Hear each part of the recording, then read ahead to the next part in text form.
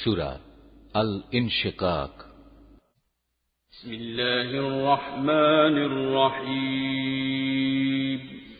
রহমান রহিম আল্লাহ তাআলার নামে। যখন আসমান ফেটে যাবে, সে তো তার মালিকের আদেশটুকুই পালন করবে এবং এটাই তো তাকে করতে হবে। যখন এ ভূমণ্ডল সম্প্রসারিত করা হবে, মুহূর্তের মধ্যেই সে তার ভেতরে যা আছে তা ফেলে দিয়ে খালি হয়ে যাবে। সেও তার সৃষ্টিকর্তার আদেশটুকুই পালন করবে এবং এটাই তো তাকে করতে হবে।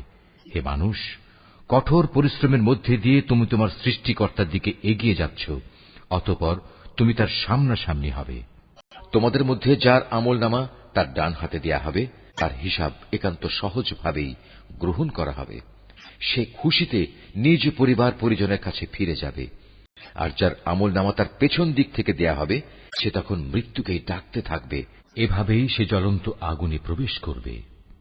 অথচ দুনিয়ায় সে নিজ পরিবার পরিজনের মাঝে আনন্দে আত্মহারা ছিল। সে নিশ্চিত ভেবেছিল তাকে কখনো তার মালিকের কাছে ফিরতে হবে না।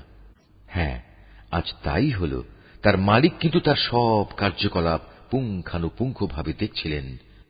শপথ সন্ধ্যাকালীন রক্তিম আভার, শপথ রাতের ও এর ভেতর যত কিছুর সমাবেশ ঘটে তার, এবং শপথ ওই চাঁদটির যখন তা ধীরে ধীরে পূর্ণাঙ্গ চাঁদে পরিণত হয়ে যায়।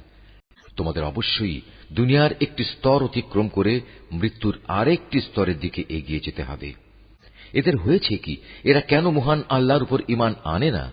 আর এ কোরআন যখন এদের সামনে পড়া হয়, তখন কেন মালিকের সামনে এরা সাজদা অবনত হয় না? এ অস্বীকারী ব্যক্তিরা একে মিথ্যা প্রতিপন্ন করে। আল্লাহ তাআলা ভালো করে জানেন এরা এদের আমলনামায় কি কি জিনিস জমা করে চলেছে। হে নবী, তাদের সবাইকে তুমি এক যন্ত্রণাদায়ক আযাবের সুসংবাদ দাও। তবে হ্যাঁ, যারা আল্লাহর উপর ঈমান এনেছে এবং ভালো কাজ করেছে, তাদের জন্য আল্লাহ তাআলার অফুরন্ত পুরস্কার রয়েছে।